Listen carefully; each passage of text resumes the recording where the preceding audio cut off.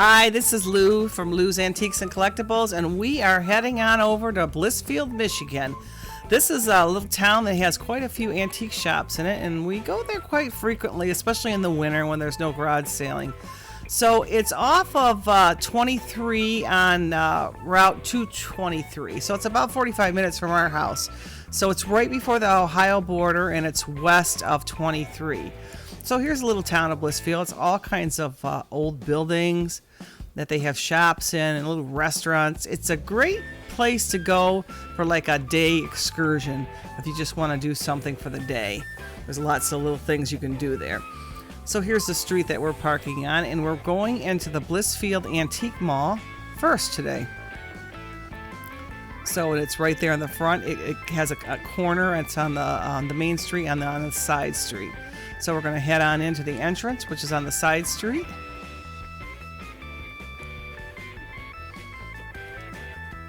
And there's two antique malls in this section of buildings here, but today we're just going to cover the first one. So in the beginning of the mall, there's lots of showcases. They have the most impressive depression glass collections I think I've ever seen. And it's all been divided up by color. And in fact, I'm going to be featuring some of these cases in my video about beautiful booths because they were so neat. So lots of depression glass, lots of Fenton. Here's a case with a variety of things, some porcelain items. And look at the jadeite, beautiful. Green depression, pink depression, it has every color that depression glass comes in. Gold. And like I said, we're going to be featuring some of these cases in some upcoming videos because they were so beautifully done. Some Miss America there, and some oyster and pearl below that, and some Mayfair open rose, and some open lace.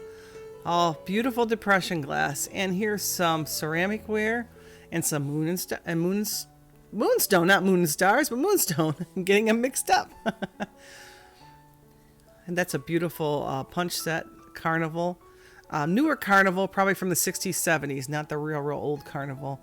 But there is some older pieces in that case also. So when I come here, I have a favorite dealer that I usually go to. So I always usually go to her first. And she has a case and a booth. And I think everybody knows about her because her case is usually wiped out by the time I get there. If you happen to get there when she just fills it, it's wonderful. And you find all kinds of good stuff. But when I go to an antique mall, yes, I do buy things to resell. Sometimes I'll buy stuff for myself. But it is an educational experience because you can look and see what other dealers are doing, how they're pricing things, and that sort of thing. So I look at it as education when I go to different booths. And I don't typically have time in the summer to do it because I'm out garage sailing trying to find items to sell. So it's nice to see what other folks are doing. And look at all those Donald Ducks. Cute. My daughter would like this case. She has quite a Donald Duck collection herself. And lots of Hallmark ornaments. They have a huge variety in this mall. There's quite a few dealers, and there's 3 stories. It's in a very old building, a nice old historical building. And we're going to give you a sampling of some of the things that they have so you know what kind of objects they will have if you come here. So there's some coins and jewelry, of course. My favorite.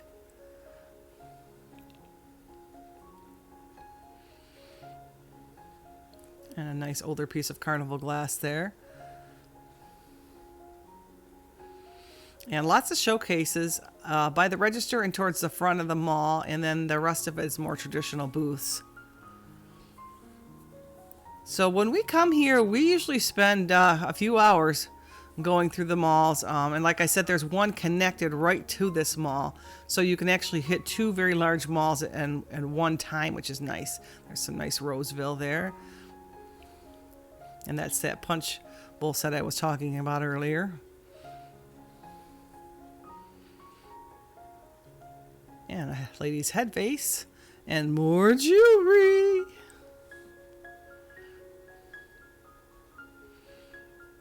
And if you like what you're seeing, hit the subscribe button, hit the like button, and hit the notification bell.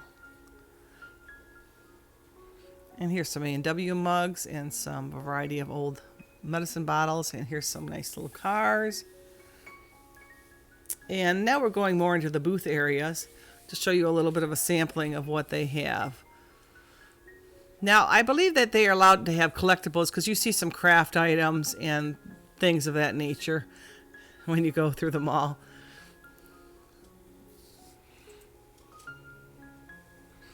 And here's lots of books and a huge variety of collectibles and antiques.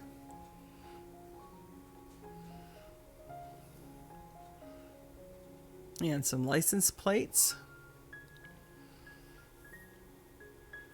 And like I said, there were some new candles. There were some newer items that are mixed in also. So which kind of makes it fun. There's something for everybody. This booth in particular was very beautiful. I'm going to be featuring this in my YouTube that I'm going to do on beautiful booths at an upcoming date. So I just thought they had this really decorated nice variety of new and old put together. The old is getting tougher to find, especially at reasonable prices. So I think it's okay that they mix the collectibles with the old.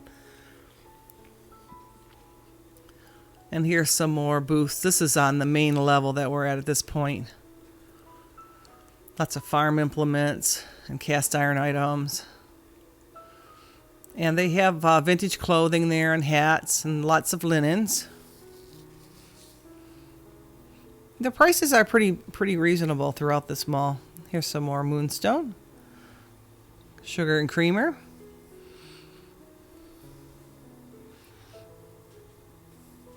And lots of other glassware. And some books. Here's an overall shot of the main level of the Blissfield Antique Mall. And lots of pictures here. Every one you could possibly imagine. There's ceramic ones, there's glassware ones, there's all different kinds. And here's some nice old glassware, drinking glasses. And like I said, it's a very mixed assortment of things in this mall. Very old to more newer collectibles. And I was, of course, checking out this bottle of old jewelry. And looks like just broken pieces, so I passed on that. Kind of went through some of those books. I do buy books on occasion. Usually they have to be a real interesting title or first editions, or they have to have really pretty covers because a lot of people use books to decorate with. And this is some elegant glass from the Depression era. It's actually a sandwich pattern. And this was a good deal. I should have bought these. They were like $6. Let's see. Oh, no, $5 for a set of 6. That was a steal. I don't know what I was thinking. I should have bought those. That was a nice price for those. Very reasonable. I know I could have made some money on those, but for whatever reason that day, I decided to pass. So now we're going downstairs into the basement. Well, there's quite a few booths down here also. As you can see, there's lots and lots of booths everywhere in this old building. So we have an assortment of glassware and some small furniture and lots of old cupboards and things like that.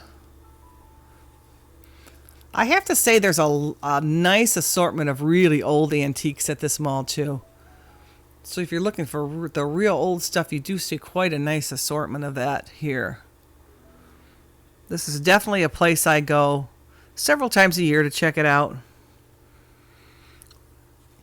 Especially if I'm going to redecorate something in my house.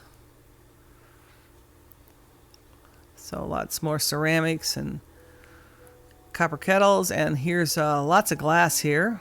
There's some that picture there is a waffle Depression glass. They even got an old bed. There's another brass bed and some dishware and old oil lamps and more dishware.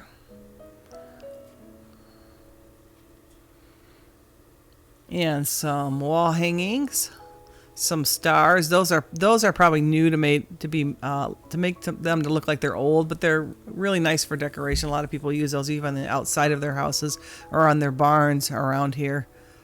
And here's some pink depression glass. And it's oyster and pearl. And it also comes in clear, which we'll be putting out that depression glass video soon. And oh, this was a beautiful vanity set. It came with the original box. It was a little bit too much for me to make any money on, but boy, it was a nice set. $20, which is not a bad price, but that's about what I can get for it. And here's some Westmoreland, the paneled grape pattern on that picture back there. And some old windows. And I believe those old windows were only like $10 a piece, which was a very reasonable price. And this is also depression glass. And the pattern escapes me right now. I want to say it's petalware, but I'm not sure on that. So correct me if I'm wrong on that. And here's some iris plates. This was featured in our 40s to 70s collectible glass video. And Moon and Stars, which is another one we went over in our video on collectible glass. This is called Franciscan. And they make this now. It's Desert Rose pattern. There's a way of telling if it's the older pattern or not. I'm not quite sure. I kind of think it has something to do with the stilt marks on the bottom of the plate and how they were fired. And that one did have some stilt marks on it. It had some little bumps. When you fire ceramics, or like a pedestal, you have to put it underneath it so that the ceramics don't touch the kiln. And that's what the stilt marks are for. So I believe the older ones have that, but I could be wrong on that. So please shoot me a message if you know anything different about that. And here's a nice little piece of Fenton that was reasonably priced. I'm checking for chips on this. And yeah, that's going home. This is called the Melamac. It's an old plastic dishware. My mother actually had this set. I believe it was the same set in pink, because we had a pink kitchen back in the 60s. Cute stuff. That stuff handled a lot. Us kids were pretty rough on those old dishes. And here's some cute furniture and an old dollhouse. And some bikes. And this is a nice piece of glassware from the Depression era. It's elegant glassware. Maybe Rose Point. I'm not sure on that name, but there's a piece of candlewick there too. It was right next to it. And we're back to our beautiful booth that will be featured in an upcoming video. She just had a really good ways of displaying objects with little vignettes throughout her booth. This takes room, though, too. You can't hardly do this in a very small booth if you want to get a lot of items in. So, although I admire it, it's not very practical if you just have a small amount of space. You have to do things a little bit differently. But she had a larger booth, and she was able to make it very nicely done. And we have some newer primitives made to look old, but looks very cute with the antique stuff. Even a cow pillow. And bread, I think those are dough boards. And here's some more traditional booths with lots of huge varieties in it, from toys to glassware. And ooh, this was a cute little cat. A little bit too much for me, so I had to pass on it. It was a little bank. Very cute. You know, certain things I'm just attracted to, and I'm not quite sure why. I think it's more the pretty things, in my mind, what is pretty, that seem to attract me. And, of course, we got a bin of little goodies. We got to check it out, see if there's anything good in there. Looks like some jewelry. Of course, give me a bucket, I'm happy all day. Didn't find anything this time, though. And there's a bunch of cars stacked up in the corner there. And a Mickey Mouse cookie jar.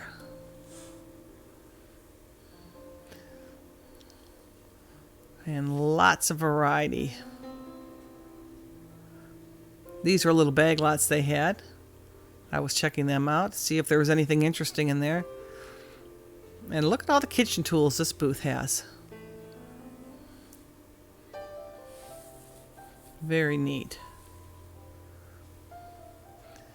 And we're back to the main level in another section of the mall. So we've done the basement. Now we're back up here to the main level. And this is a little bit of an overall shot into this room. There are several rooms within each level that you go into. So this is a nice shot of the variety that they have. And some vintage clothing and lots of old toys.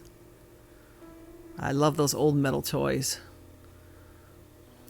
Here's some kitchen items, some rolling pins, and some linens, and lots of dishware and glassware. Lots of salt and pepper shakers, if you collect those. Those I tend to find quite often when I'm garage selling. I usually put between about $3 to $6 on a set of garage or salt and pepper shakers, depending on how old they are. There are some very expensive ones, but typically I get the ones that are between $3 and $5 for a set. So you can't pay much for those. You only can pay about $1 a set to make a decent profit. Here's a cute booth with lots of things in jars, marbles and thread. It's a cute way of displaying items to put them in old jars. If you have lots of little things. Some more vintage clothing. And I think that's even a mink there. And here's a nice old purse. Of course, I'm attracted to purses too. Not a terrible price because it was signed by the artist, but I ended up passing on that. I don't get a lot this day over in Blissfield. I got some items upstairs, some glassware items. One of the dealers was having a 75% off sale, and I did pick up a few things there. They had quite a lot of nice items in their booth. And here's lots of kitchenware.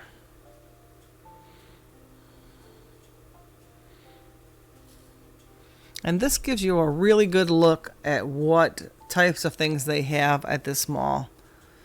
If this is your cup of tea, then you'll definitely want to go visit the Blissfield Antique Mall. And now we're going to be going upstairs to the 3rd floor. And cute little vintage kids clothing. And look at all this old Christmas. This was neat.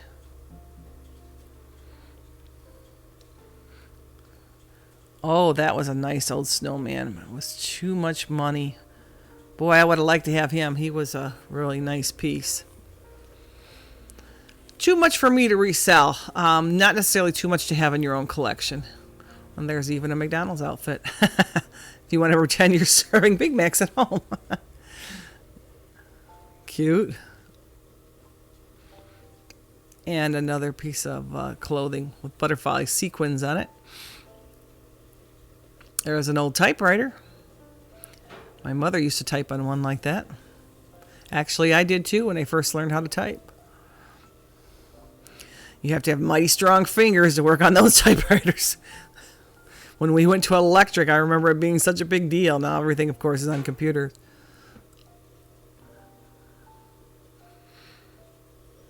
There's some military items, an old bird cage. And lots of signs. Decor for your house. There's some more glassware. A nice lamp and some more beautiful glassware in cobalt blue color. Cobalt blue, even if it's newer, always sells good for me. So if you see cobalt blue glasses or vices or what have you, as long as you don't pay a lot of money for it, you could always do well with cobalt blue. People are attracted to that, and it seems to be a good seller. Of course, the old is better, but sometimes we buy some newer cobalt blue too.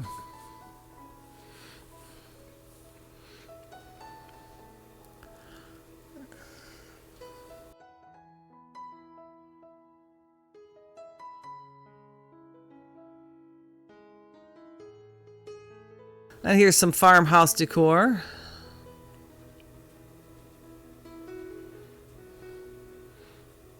And lots of porcelain, ceramic items.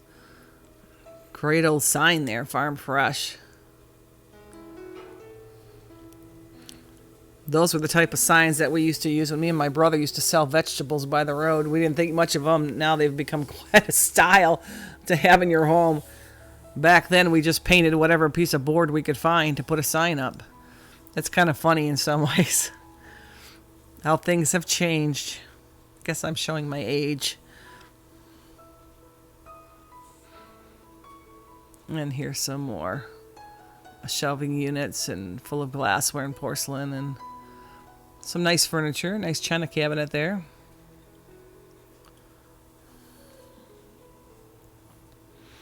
And lots of booths, so lots of things to see here. So make sure you give yourself a couple hours at least to go through this mall,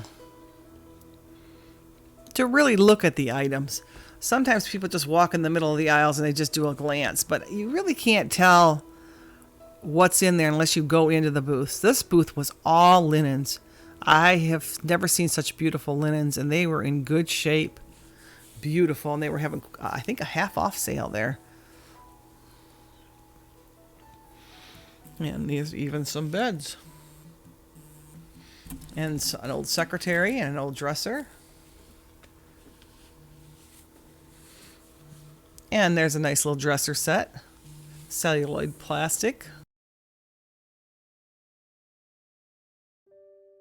And there's some milk glass. And this is a nice piece of Fenton here that I took a look at. Paneled grape. Actually, that wasn't Fenton. That was the paneled grape pattern, I believe. Not sure.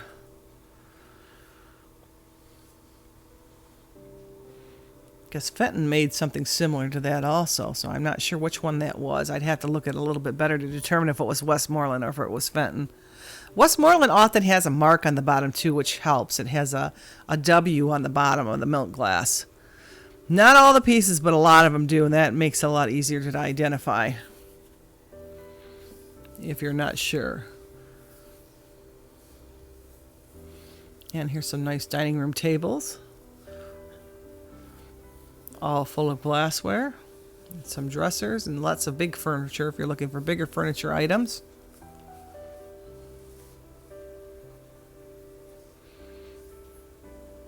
And this thermos, of course, I had a look at. For my daughter, this was in the 75% booth.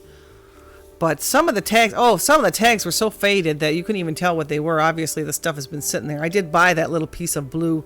I believe it was buttons and bows, depression glass. And then this purse was wonderful, but this was not included in the sale, unfortunately. I did buy that little piece of blue glassware.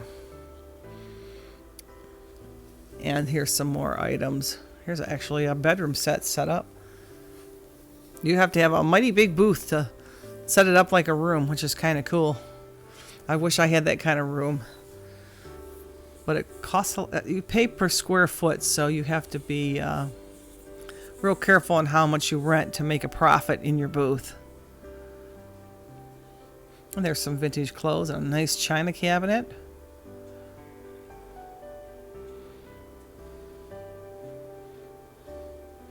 And more furniture items and books.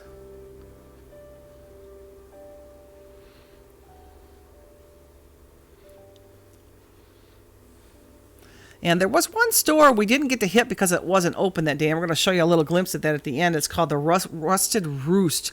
And it is an excellent store if you're in this area. It's by the railroad tracks in Blissfield. This is the A&W mugs, and we're going to show you a little glimpse of this store, and make sure you hit this one too. It's a nice store. This is Lou from Lou's Antiques saying goodbye, and we'll see you again.